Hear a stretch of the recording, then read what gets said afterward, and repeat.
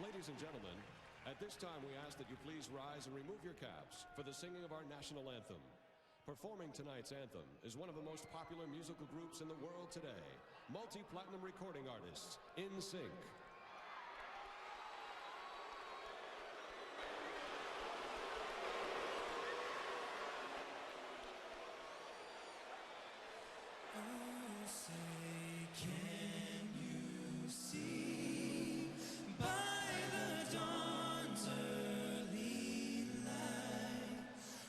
So proudly we hail at the twilight's last gleaming, whose broad stripes and bright stars through the perilous fight o'er the ramparts we watched were so gallantly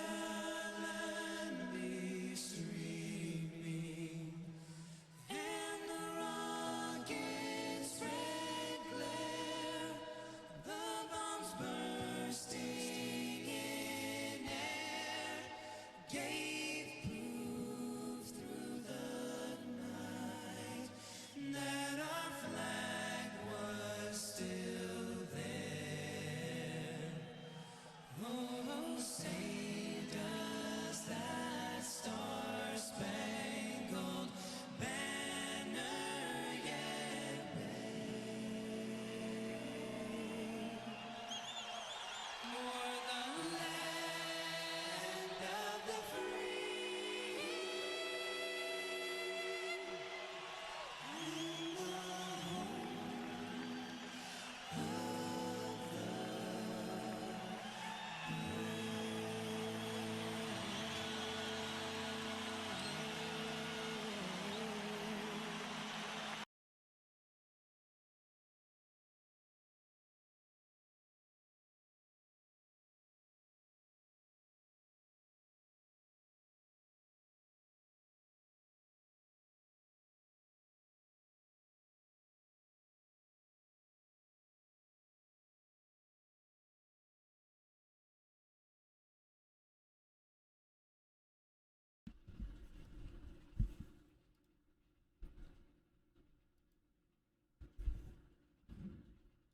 Yep.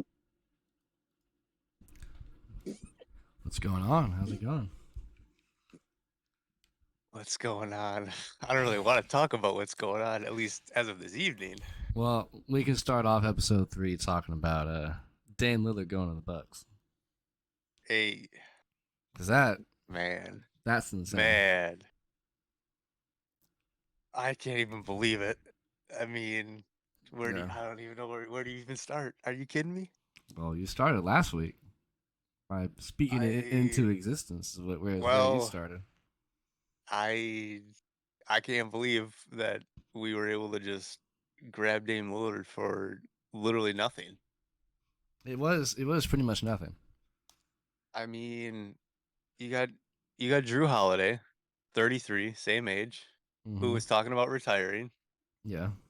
We give up Grayson Allen. Okay, cool. A couple of, what is it, a 2029 first round, and then a 2028 and 2030 pick swap. I mean, who cares about a pick swap? Are you kidding me? Yeah, that's For chump Damian change. Lillard? Yeah. For Damian Lillard. That's just the beauty of a 3-team trade. I thought it was Phoenix. I thought it was crazy when the Warriors got Kevin Durant and only had to give up Barnes and Bogut. Yeah. Like, that's nothing for Kevin Durant, bro. I thought for sure Klay Thompson was going to be gone. It's interesting. What's killing me though? I mean, more than like, I'm obviously elated we somehow landed Dame Lillard. This is gonna be incredible. Yeah. But the national media, or ESPN, I guess to be more precise, is acting like Drew Holiday is the bigger piece in this trade. Well, because he might go to the Warriors, that's why people are saying that. Well, I mean, he can go to any one of the contenders in either conference, but like, Milwaukee just landed Dame Lillard. Yeah. No, that's far And literally, bigger news. I got it up right here on the ESPN ticker. Where is Drew Holiday gonna land? As if this is like breaking news, the hottest story in the league. Yeah, I get it. I mean, are you kidding me? Drew Holiday has the two greatest plays in Bucks history to win us that championship with that steal on Booker and the lob to Giannis. Mm-hmm. The man is, I mean, bar none, a Milwaukee legend, great guy. Yeah. Like, there is no ill will from anybody in the state of Wisconsin towards Drew Holiday. Yeah. But he's not Dame Lillard. No. And that trade put the whole league on notice. I mean, everybody, I imagine the Eric Spoelstra, Steve Kerr's, all those like top tier coaches, Mike Malone, they had the game plan ready for the season. They went to the nearest window and just tossed it out as soon as they got that because everything changes now. The whole paradigm of the NBA changed that day when Dame Lillard went to the Bucks. You know, and it's a Yeah, lot. it's There's a lot to just, digest with it. It's insane. It's a lot. Yeah, there really is. There's so much to try to dissect and think about what the whole landscape looks like. I mean, Mm-hmm. it's almost equivalent to when Milwaukee went out and got Drew Holiday. Yeah. That made them that kind of tipped them over the edge. And Yeah. lo and behold, we went and won the title. It made them I a lot mean, better, and it made them a contender. And even more so. exactly. Like And it, them it just seems having, very eerily similar with this deal for Dame. yeah, yeah. And Point it's, I guards don't know, make a man. big difference in the league. Now if you guys can even get a semi-healthy year out of Chris Middleton, you guys will still be good. Now that you got Dame. Yeah, If if everybody Chris is could just stay healthy, good, then you guys definitely going to be Eastern Conference Finals at least. You know, oh, that's if a we don't make lot. the finals, Yeah, I don't understand how you wouldn't. yeah, no, I yeah. don't No, understand. you would. There's no way, right? No, no way. I mean, obviously that's maybe a little overly optimistic, but I think it's just right. I don't know how Um, you take. but I felt bad for Boston like the whole day. Boston, Philadelphia, Toronto, all like the 4 or 5 big player teams in the Eastern Conference are just like hating life right now. I'm sure.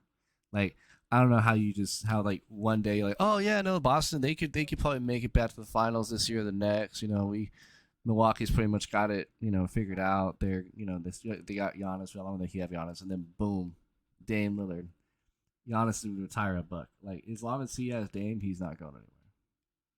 You know, Dame's Yeah, gonna retire a it'll buck. be interesting too. I mean, Dame's Yeah, already because I played think 11 years in the league. He's probably got like what 5, maybe 6, 7 years left on him. yeah, So he's looking. He's especially if we start winning a couple championships, yeah, yeah. No, he's man hunting will go rings get right two, now. 3 championships and he'll call it a day. Yeah, yeah. And like people is like, I don't know how people are saying like, oh, Dame isn't loyal. He's not all that. Dude gave 11 years to Portland.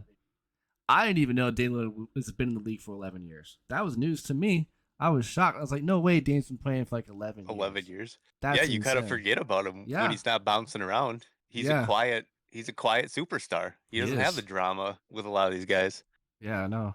And people were like, oh, he's Well, like and how are bullying you his gonna? way over to Miami. Like he wanted as only team to play for. I was like, you hit the nail on the head. It's like, bro, if you got the chance to play with Giannis or Steph, he would not mind that at all.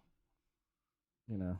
Exactly. Well, and that's what I'm seeing is apparently after they told him, hey, Miami's not happening. He's like, okay, fine. Let me rescind that trade request. I'll stay here. And apparently That the wasn't front happening. office said, Yeah. nah, there's no going back. You want out, you're out. And then they moved him to Milwaukee. Which is You know, crazy. it really is. You think about the Because loyalty. what if they re-signed him and then they were just like, oh, we're just gonna do the Nurkic Aiton trade. What if they just did that? What if they cut that trade and have to do the Nurkic Aiton trade? And like But would then that they got it wouldn't be him going to Milwaukee, but it would be something. It wouldn't be enough, but it would be no, I mean something. that's more of a similar situation. Yeah. I mean, you literally lose. I guess you get a better big man inside, but Nurkic can at least shoot. which Yeah. doesn't really affect Dame, No. but Ayton is he's a true post. Yeah, he is. And it just harkens to the point like maybe they didn't feel like they could build a good enough team around Dame, so it was like, what's the point of even having him on the team if he's not going to be happy? You know. Well, true. Yeah, they were kind of teeter-tottering, I think, for a couple years now on the whole rebuild. Yeah. They're like trying to make Dame happy, but at the same time they have just so much young talent. At Yeah. some point you have to just pull the trigger and say, "Hey, we're moving on." So I get that aspect of it, but Yeah. But like, and that kind of worked both ways. There was a little secrecy going on Milwaukee's side too. Apparently, their GM didn't even tell Giannis that they're going to trade Drew Holiday for Dame. I don't. Yeah, I saw that too. I don't believe that for a second. No, you don't think that's true? No, I don't know how anything goes down in Milwaukee without confronting Giannis. No. Yeah. I just don't see it. I mean, I Yeah. understand their whole. I think that's just the narrative they're giving to the media to try and protect Giannis from, you know, looking like a bad guy because he said, "No, I want Dame." Mm-hmm. Fine, go move Drew.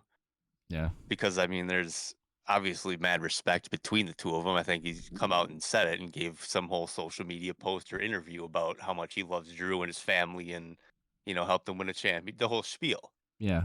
So I think that's an organizational move to the media just to protect Giannis from looking like an asshole for saying, "Nah, bring Dame in."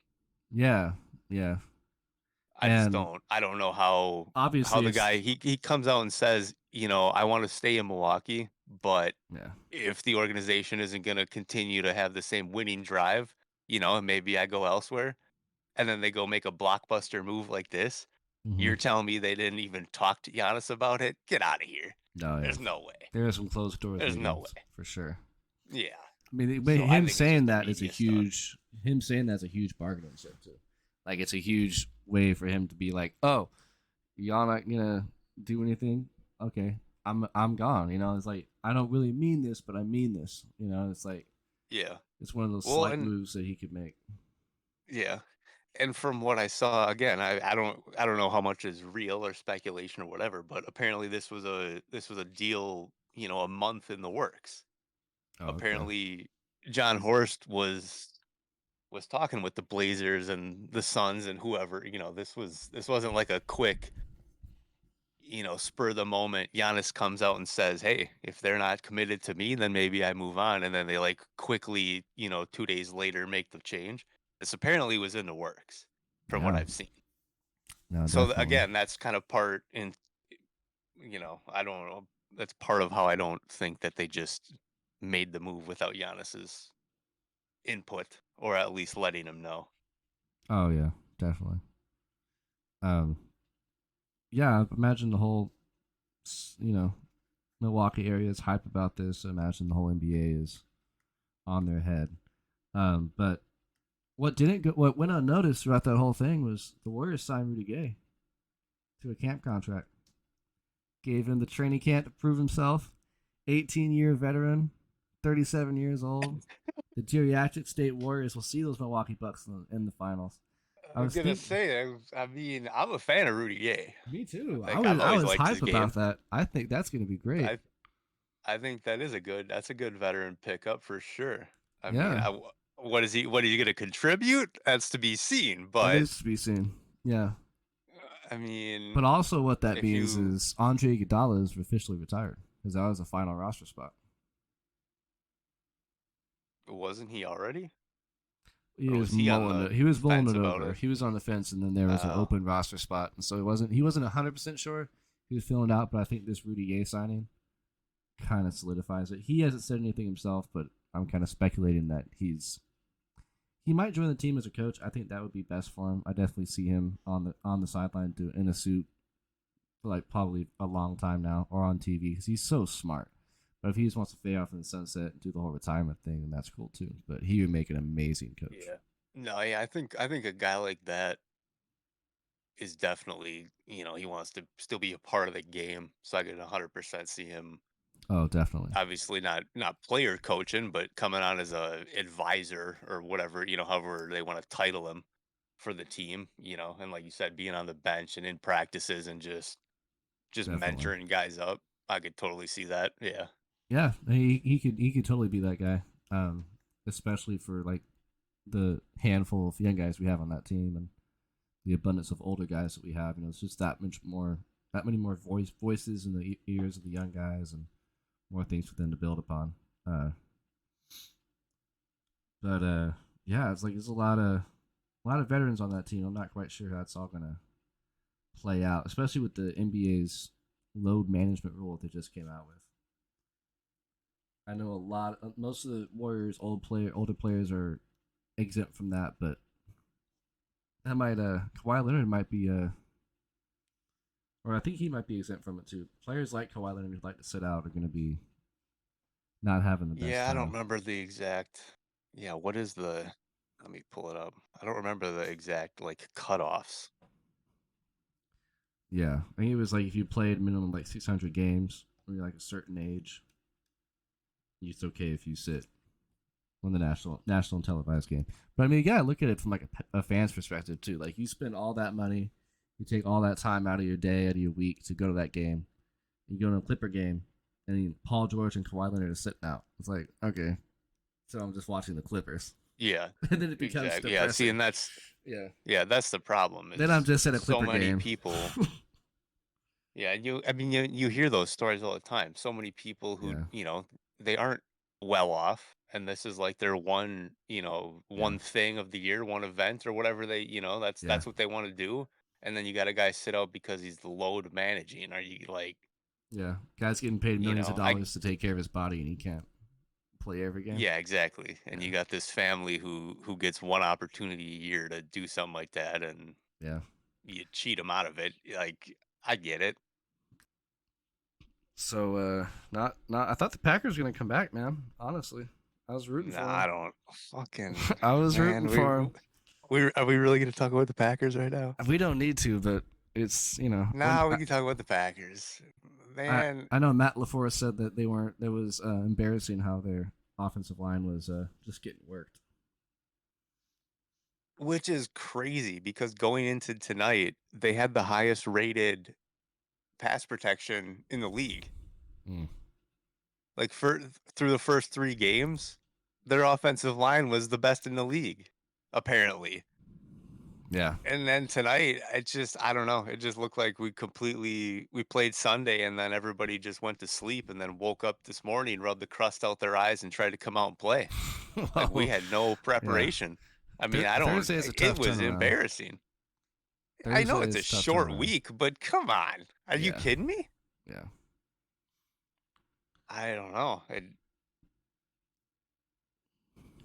I only watched like the second half, so I can't really say much. But Yeah, I mean, it looked promising. You know, they came out hot. Jared Goff got picked off on third down, first drive of the game. and he never throws Third picks. down, he throws a pick. We got first and goal from the 12. We squander that opportunity, kick a field goal. All right, fine, whatever. And then they come down and score. And then I think we go 3 and out like 4 or 5 times in a row. That's the worst. It was embarrassing. I mean, we had 100% we went 3 and out because 2 with like 6 minutes left in the second quarter, we had negative 1 yards of total offense Mm, with 6 minutes in the second quarter. And then I that's not think we good. completed like a 6 or 7 yard pass. So we were damn near going into halftime with like 12 or 15 yards offense. If y'all And it was had just garbage offense. if y'all had the two deep passes you guys had in the second half and the first half, you probably would have won that game. Well, that end of third quarter pass shouldn't even counted. No, I know, but We ran a play at the end of the quarter. yeah, Clock but hit 0 and they allowed us to throw a 40-yard bomb. dude, Like it was that just a was joke like of a game. it was at zero for like 2 seconds, like 2 to 3 It was seconds. Like, yeah, oh, it's okay, like it's at 0, let's run 1, the play. 1,000, 2, 1,000. Hike. Yeah, Okay, we'll let that slide. Sure. it'll be nice. They're Overall, getting it was whooped just tonight. embarrassing. Yeah. Well, I that's pretty mean, much how the Rams lost their last game. Was I don't think they converted a first down until maybe like late into the fourth quarter, if at all. Well, no, they converted a third down to a first down. Late until the fourth quarter, if at all, and you just flat out can't win a football game if you're doing that. You No, know? I mean you got to move the ball. Yeah. Yeah. I don't. Yeah, I don't know. At Mm. one point, I was talking to Carly like throughout the game, Mm-hmm. and at one point I'm like, "Damn, we got a first down. Let's go!" Like actively like watching, Yeah. like, "Hey, look, positive yards. Are you kidding Yeah. me?"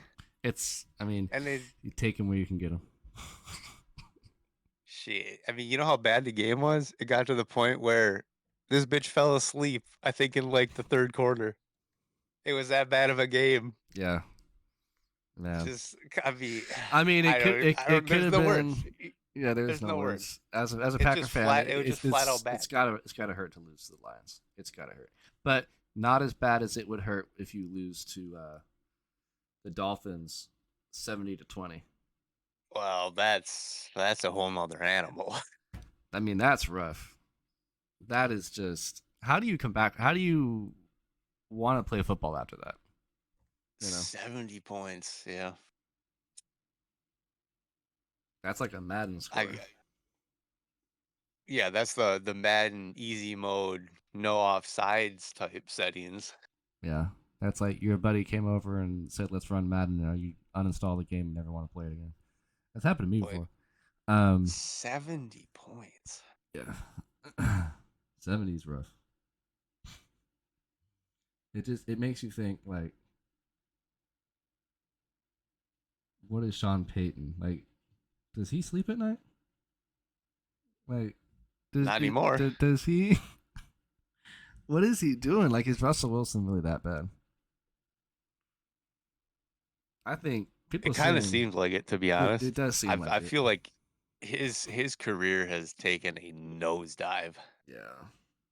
and he's always been a bit off. Mm-hmm.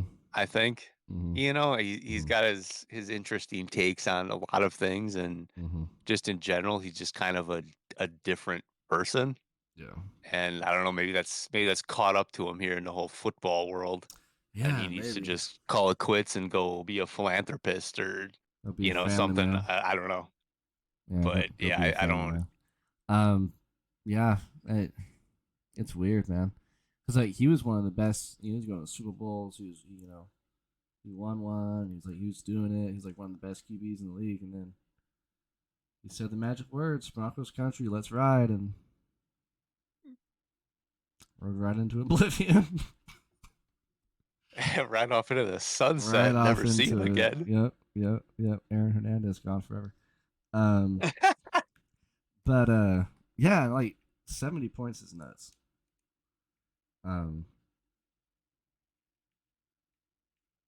I mean, I know Tua is like one concussion away from it being GG's for him, but you gotta love what he's doing over there. I mean, they got a young coach, they got a young core, they got Tyreek Hill out there running circles around people. That's gonna be if they can stay healthy, that's gonna be a fun team to watch for the next few years, for sure. Oh, absolutely. I mean, shit, that roster is like it's like the Warriors. Mm-hmm. They're It's just stupid. Yeah. they're just so good and so fast. It's like the equivalent. Like you got Steph and Clay pulling up from anywhere on the floor. Yeah. That's like these two motherfuckers just Hill and going Waddle. Yeah. 60 yards on go routes Yeah. and just air it out to them. It's Yeah. like they're gonna burn every corner in the league. Doesn't matter. It's Yeah, that. I mean, It's like that's the equivalent. Tyreek Hill's like you might as well have Usain Bolt out there catching passes. Yeah, it's stupid. I Like, mean, the did dude is you speed? might have saw they're literally the two. What was it in last week? I think the 5 fastest plays from scrimmage or whatever were literally Tyreek Hill and was it Waddle? Jalen Waddle, yeah. It was literally just them, like one another, back to back to back to back, running like 20. What is it? 26, 22, Yeah. 22 or 26 miles an hour. Yeah. Whatever Good it is, luck. it's just stupid. There's not a corner 20 or a plus strong miles an safety hour in on the a league that football can field? catch up with that. There's not a safety. 20 No. 20 miles an hour. Yeah. I mean, are you kidding me? That makes it feel real small. It gets real I small at that mean, point. Jesus Christ! You put that like you get on that treadmill and you turn that shit up to like 10 miles an hour. You're like, all right, I'm running. Yeah. I'm running. This man is going double that and then some. No way. Yeah. No, Are that you is 20? crazy. This dude would be speeding in a school zone. Yeah. Yeah, it would be. He would be. And 330 hits, and this man's getting pulled over on his feet. Yeah. Yeah. There's not a corner of safety in the league that can stop that. No way. Yeah, it's just incredible. Yeah. Sure, it's like nobody on the Broncos, that's for sure. Yeah, obviously. But now Mike McDaniels is something else too. He's part of Yeah. that young new age, you know, just mastermind type coaches. Yeah, and it really is like it's cool to see it kind of start with McVay. And then like McDaniels did it, and then Shanahan, and then Josh McDaniels. He's youngish. Yeah, but you like got all all, these young those guys. guys, they just know they're prodigies. They know football. Like Mike Shanahan, my goodness, like he was probably one of the best coaches of all time. And then you get Kyle Shanahan and all that, and then Yeah. McVay is a product of the Shanahans. And then Mike McDaniels, he just makes it look easy. And then you have Josh McDaniels, which is pretty much like Bill Belichick 2.0. Like how could you lose with that guy? Yeah. Well, now, yeah, like you said, they're all like prodigies. You spend Yeah. enough time around those guys. How do Yeah. you not absorb? Mhm. You know, I mean, Those it's boys the know same ball. thing. Like you look at Aaron Rodgers sitting behind Favre, Jordan Love sitting behind Rodgers. You know, Mhm. how do you go into work day in and day out and not pick up, you know, stuff from these legends? Yeah. Same thing with coaching. You know, wherever you go, it's like you spend a little time around these people, and you're gonna pick up a few tips and tricks here and there, and Oh, it definitely. flat out shows. You know, you come out watch these guys, you're like, wow, they just flat out know ball. Yeah.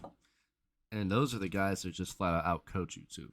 Like if there's like an older coach, like they'll know their things, but if you get one of those like Shanahan, McVays, and McDaniels out there, you're gonna get outworked just from the playbook.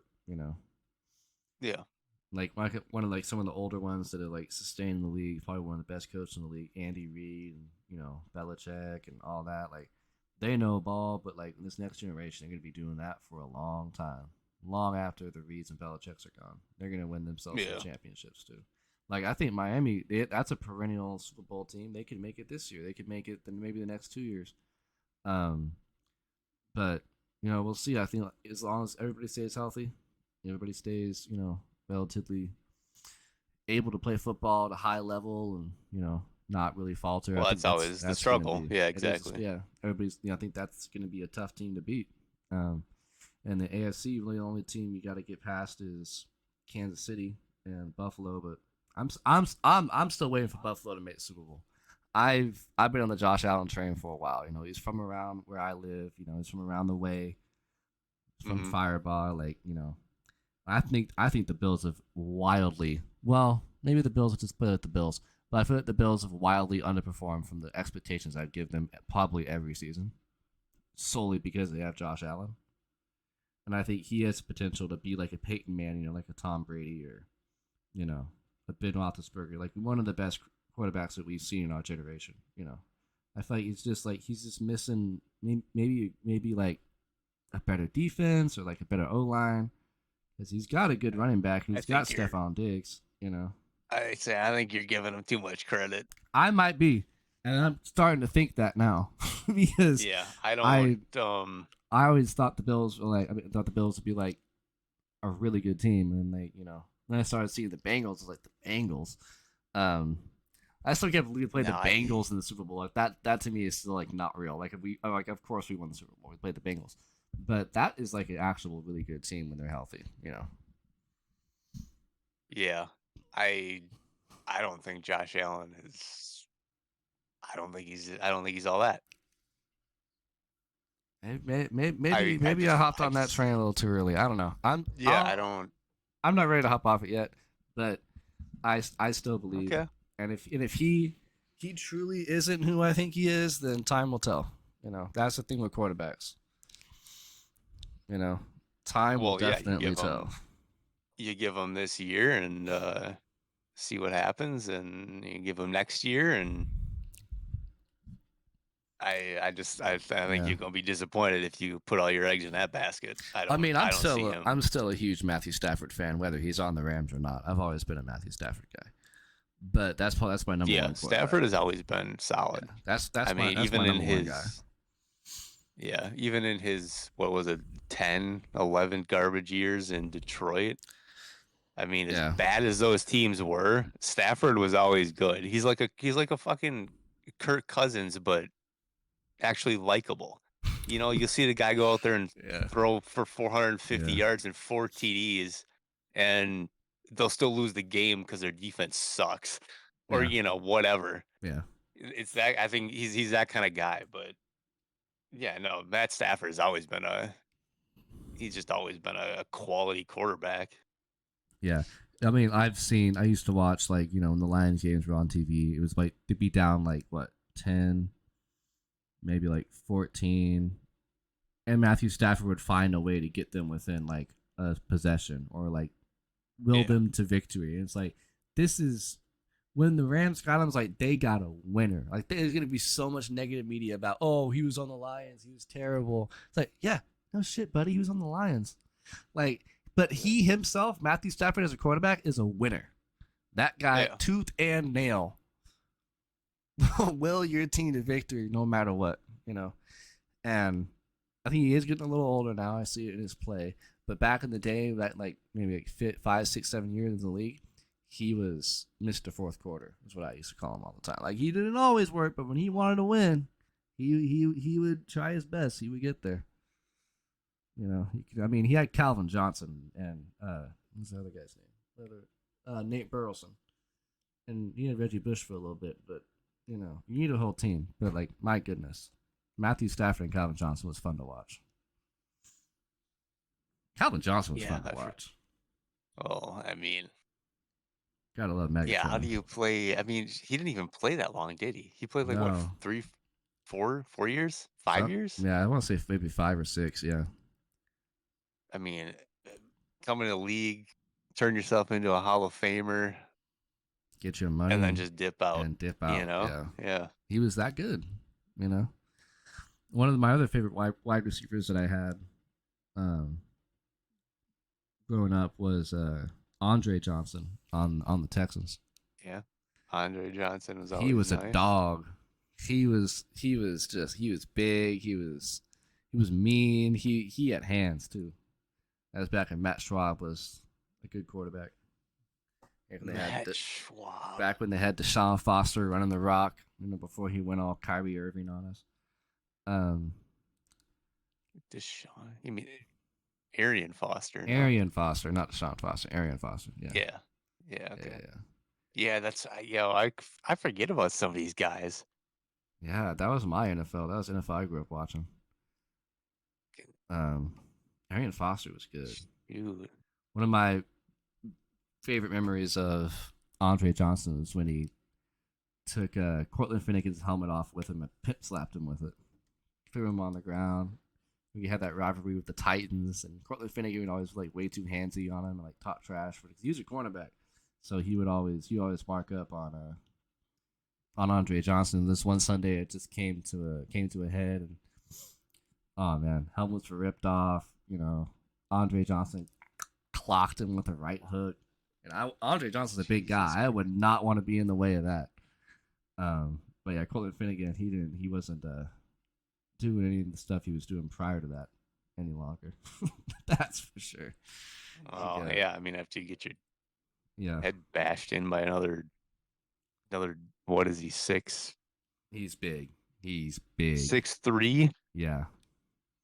Yeah, this dude is he's a fucking monster. Yeah. No, Andre Johnson he could have played any position on the defense and would have flourished too. Like, that guy running after you. Put this dude at middle linebacker. Yeah, Jesus Christ. My goodness, that would be terrifying. But yeah, like all those like, I was like when I played football, I played flag football for I didn't play all football, but when I played football, I was a wide receiver. That's always been like my favorite position. So like when I watch guys, like Calvin Johnson and Andre Johnson Isaac Bruce, Torrey Holt, all those guys. You got to appreciate the quarterback because the quarterback makes them that much better. If you're able to get the ball not only to them but where they like it, how they like it, that's a huge component to the game. And I really feel like even in tonight's game, I feel like Jared Goff is still a solid quarterback. And I felt bad for Jordan Love because he didn't get no love. It was like, how do you have someone as good as Jordan Love and you can't protect him?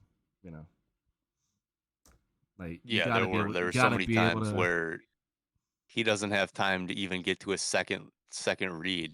It's only snapping the ball. He looks at one guy and it's collapsed and it's over. He can't even read across the play. Yeah, and that's sad. Especially when you get your Christian Watson back, you get your Aaron Jones back. We were supposed to be all weapons go. And then the offensive line just decides that they were going to take a nap on this evening, and we don't even get to take a look at it. You get a couple of glimpses, Christian Watson burns whoever and catches that nice touchdown on. I think it was like a slant screen type situation, whatever it was. But you get a little glimpse here and there. But when you can't protect the quarterback, you give him no opportunity to even make a play. Yeah. What do you expect? Yeah. Just a lot of throwaways and a lot of sacks. Yeah. It was a lot. It was a lot not a lot of good football being played by Green Bay tonight. But it's only week 4, so week 3. You guys will figure it out. They'll be easier games. Maybe this is just Detroit's year. It sure as hell looks like it. But I don't know, man. The NFL's weird like that. You could have a team that's hot and come out the gate and say, "Oh man, this team, they might make it," and then they lose the next 8 games. I was like, "Well, there goes that." Oh, exactly. So anything could happen. You get a RELAX type situation, and all of a sudden you run the table on somebody, and hey, look at that, you in the finals. Yeah. I mean, Yeah. you never know. Yeah, Literally, I mean, it looks like you got no shot at the playoffs, and then you go and win 6 straight, and bang, there you are. You never know. I mean, look at the Jets. They're not a terrible team without Aaron Rodgers. Are they the same team? No. But are they still able to win a football game? Yeah. Will they make the Super Bowl without Aaron Rodgers? Probably not. But not even close. They'll still be able to, have a decent season, I feel like. I don't think Zach Wilson's that bad of a quarterback, from what I've seen. It seems like that whole organization has given up on him. Yeah, from what I've seen, he kind of knows it too. And it's like, in that situation, from what I've seen, when Aaron went down, and it's like, well, I still won the game for you guys. And then the day after, we're gonna get another quarterback. It's like, brother, I am right here. Like, I came off the bench and won a football game for you. Like, what more do they want? I think, I wouldn't go get I wouldn't go get a Carson Wentz in that situation. I don't know how much he could, there's a reason he's not on an NFL team. But yeah, that's the thing is the list of available guys that they're putting up there. Who on that list is worthy of the spot more than Zach? I mean, you could plug and play any of those guys. I can't even think of the list, but I remember looking at him like, well, he's equivalent. He's probably worse. You know what I mean? Like, there's nobody that stands out like, oh, that would be an improvement to our roster. There's not a single guy.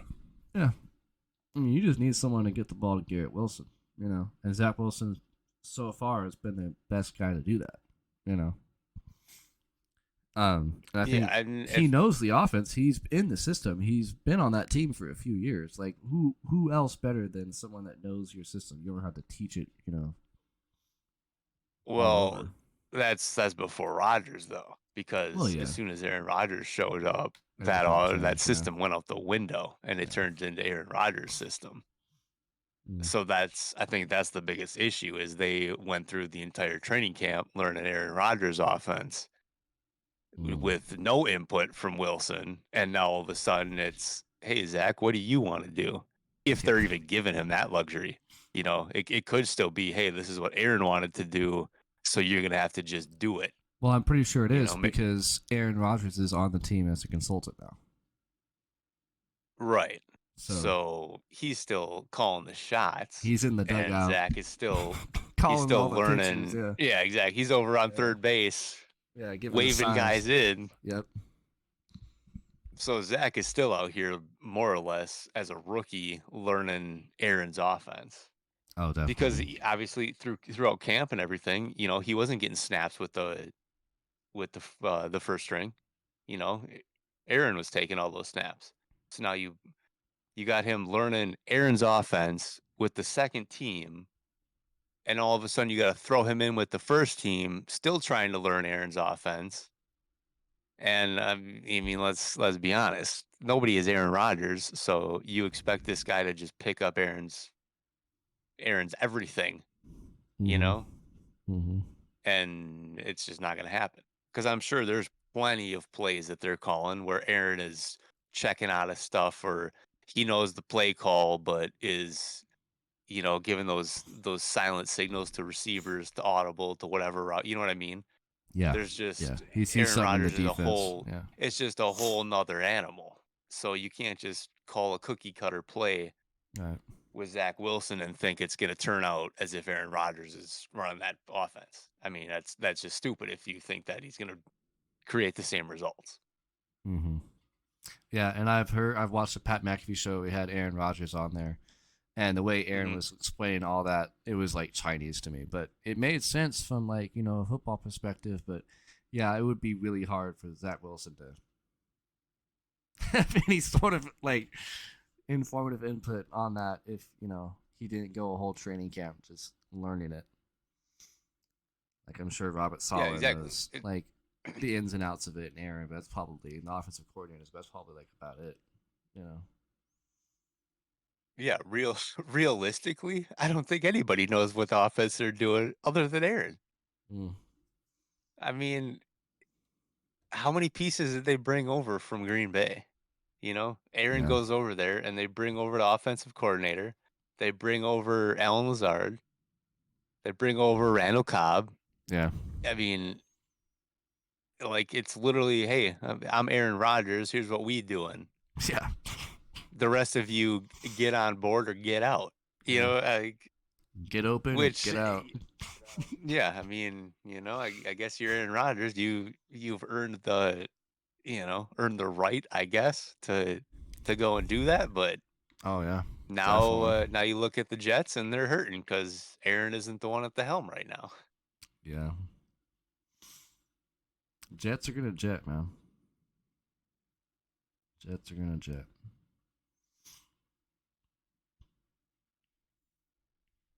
I got a beef with Las Vegas, though. They only said the Warriors are going to win 48.5 games this year. Last time 48.5? 48, yeah, let's just say 48 flat. But they said Warriors only win 48 games. Last time I checked, the Warriors still got Steph, Clay, Draymond, Andrew Wiggins. Oh, and Kevon Looney.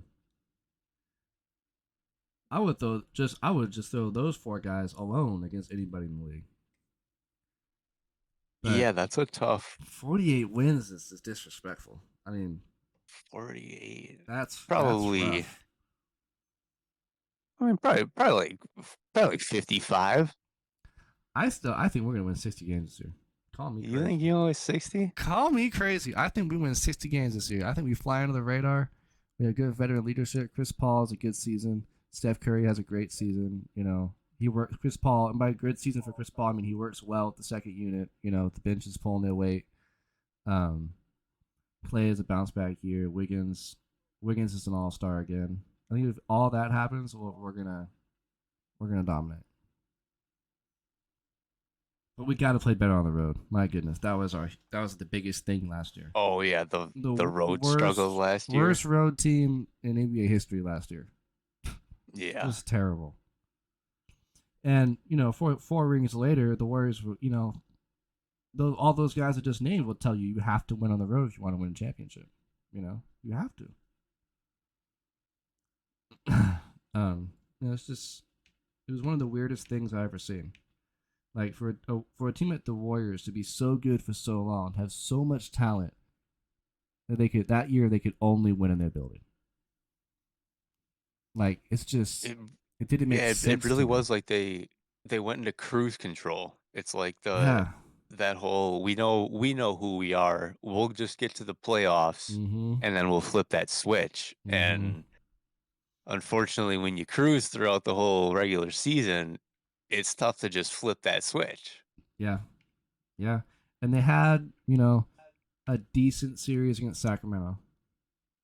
Mm-hmm. But when it comes down to the series against Memphis, I believe, and then the series against the Lakers was like that series against we on paper, I know it's LeBron, but who else is really on that team other than Davis that poses a threat? You're gonna let two guys stop the almighty Warriors, and then I know it's LeBron and everything, but I was so disappointed in them in that series because I knew there was so much more that they could have left out there, so much more ball they could have played.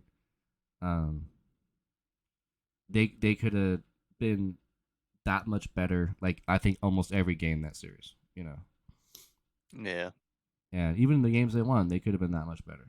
And look at Los Angeles. What happened in the next series? They got swept.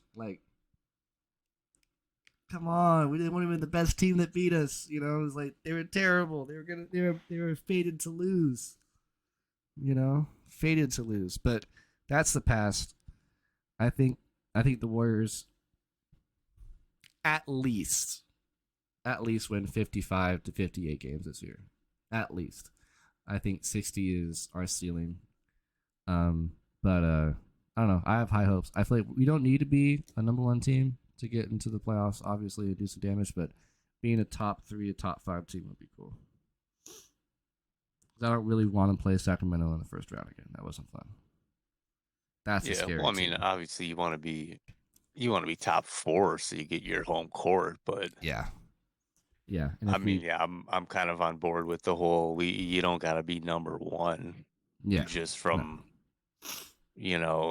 from our run, what was it, the last whatever amount of years we, finished top seed, losing the conference finals, finished top seed, losing the semis, finished third, win the title, and then top seed, losing the conference finals, Yeah. So I'm kind of on board with let's just, I mean, shit, we could win 72 games this year. Let's be honest, but I don't think it's necessary. I mean, I know we're spitting on it right now, but this team might be even better than we think it is. It's just this Milwaukee team could really work. I was thinking about the Dame Lillard and the Giannis pick and roll. I've seen the Steph Curry Kevin Durant pick and roll, and that is a thing of beauty. But if they make their pick and roll work, my goodness. I mean, that's what you look at this roster, who's guarding these guys one-on-one? And then when you're not, who's doubling? Yeah. Who you doubling? Yeah. Yeah. That was the question when the Warriors got Durant. Who's guarding these guys? Oh, you're gonna double on Durant and leave Steph open? Oh, you're gonna double play and leave double Steph and leave play open? There's just no, you're gonna lose. No matter what you do. And people underestimate. I mean, Chris Middleton gets so much slander, so much underappreciation. Great player. It's unreal. Great. He's an all-star. I mean, he's always an all-star. It's unreal. He's a great player. Brooke Lopez, forget about it. Are you kidding me? Bobby Portis off the bench. Forget about it. Bobby Portis? I mean, we got so much going on. Connaughton, I don't understand. Too. Patrick Connaughton, Pat Connaughton is fucking. I mean, he'll probably, unless we make some more moves, I think it'll probably be Dame Connaughton at the 1-2, then Chris, Giannis, and Brooke as our starting 5, and then I think you still bring Bobby as a 6th man off the bench. Yeah, probably one of the best 6 men. I mean, in the league, honestly. Yeah, he was in the running last year. But I mean, that's a crazy Yeah, it is. lineup. It And we is. got fucking Marjan Beauchamp. I Yeah. mean, that kid is gonna be something special. Shit, by the end of the year, I wouldn't be surprised if we got him at the starting two. I mean, Mm. he put up that what it was, Yep. 83. 82 or whatever, 83 at the crossover. 83. Yeah. Yeah, in the crossover league. I mean, are you kidding me? Don't tell me this kid ain't going somewhere. Oh, he's I mean, a pure scorer. Pure yeah, scorer. I think we just have so much depth. Yeah. I don't know how you going. I don't know how you gonna stop it. Hey. 4 rings later, I'll tell you, Def wins championships. The year that we had Nick Young, JaVale McGee, David West, Leandro Barbosa backing up R5. I mean, those 5 guys I just named right there, they could start. They've all been Could be a starters. starting five. They've all been Yeah. starters. Those are all starters. And so if you could, have like half your bench be those caliber type guys, you're gonna win. You're gonna win something. Because Yeah, absolutely. that is just far and beyond just like the exact thing you want on your bench. And maybe that's what the Warriors are going for. Maybe that's why they're going older, because they want a veteran leadership and They just that. want And a lot of guys who know what the deal is. Yeah. And Yeah. and you could rotate in 10 guys and more or less not skip a beat. Yeah. Give or take Steph and Clay. You know what I mean? But Mm-hmm. And no, I think the biggest thing with the Warriors right now, and with the Bucks too, is health. You got to stay healthy. You got to be right. Almost every game. And I hate when superstars get hurt.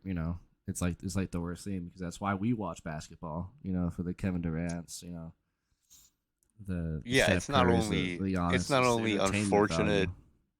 Yeah, it's not only unfortunate for the guy, obviously, but for that team, but for the entire league. Like, if you're an NBA fan, like, I don't want to go into a playoff series and have a Giannis out. Yeah. Who wants to win that series? I don't want to go and play the Warriors in the finals and Steph stubs a toe and isn't playing. That's it just takes away from the. Yeah. You want everybody 100%, and you want to go out there and know that, hey, we played the best and we beat the best. I don't want any asterisk next to my championship. No Mickey Mouse rings over here. Yeah. But yeah, no, it really hurts. It hurts the game. Not like Ben Simmons is the NBA, but even like Ben Simmons, like all the stuff he's been going on with, and him not playing and all that, it's like that sets like not just a bad look for him, it's a bad look for the NBA. Like you're paying this guy all this money, and what is he doing? Yeah, he's supposed to be a superstar, face of the league type guy, and instead he's got these injuries and mental issues. He's doing this whole mental health thing, and obviously people go through it fine, but at some point it's like, especially again at that level, like you have the means to get yourself right and get some help and get the trainers and doctors, and definitely you have the world at your disposal. Go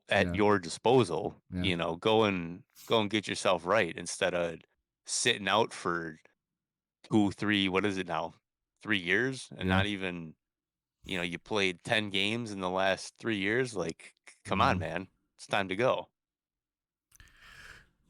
And not even what like I have seen playing with Brooklyn, he wasn't even himself. That wasn't Ben Simmons. I don't know who that was. Yeah, he was just like a shell. He's just out there going through the motions kind of thing. Yeah. But I have seen that he apparently he's like taking it seriously now, and he's ready to go. So I guess we'll see. But we'll see. I've heard that before. Yeah, you hear that all the time. Yeah. But yeah, it is a shame when that happens. Like, I remember all the times when like KD was hurt and all that. Like, I was I didn't want to watch basketball at that point. Like I watched the Warrior games, but like every time I would like watch like a game on ESPN, I was like, oh, the Nets are playing, oh, the Suns are playing. I get to watch my favorite player, and then like, oh no, it's hurt. Like he sprained his ankle. Like when he was playing with the Suns, like 2-3 games in, he rolled his ankle and he was out for like a month or two. But that even if it's like a month, like 2 or 3 weeks, it's like the longest time ever. You know, it feels like forever. Yeah, because there's so much. Yeah, there's so much hype around. Oh, KD's going to the Suns. And now you're excited. You want to see what they can do. You want to see how the team works and this and that. And then 12 minutes into his first stint, now he's out for 2 weeks. It's like, come on. Yeah. You might as well stay in Brooklyn. Yeah, Like, definitely. shit. I mean, it doesn't help that dude has twigs for legs, which always scares me. I don't know how he hasn't. Yeah, he is the lankiest motherfucker you'll ever see. Are you kidding me? I don't know how he hasn't Kevin Wared himself yet. But the dude is just. I mean, when he shoots, like his elbow, it's like way out. Like, how do you block that? It's like way out there. Like when they tell you keep your elbow out when you shoot, your elbow out, they mean it because there's dudes like Kevin Durant where that's like his whole thing, his whole offense. Oh yeah, it's unblockable. Yeah, unless there's like get it from behind.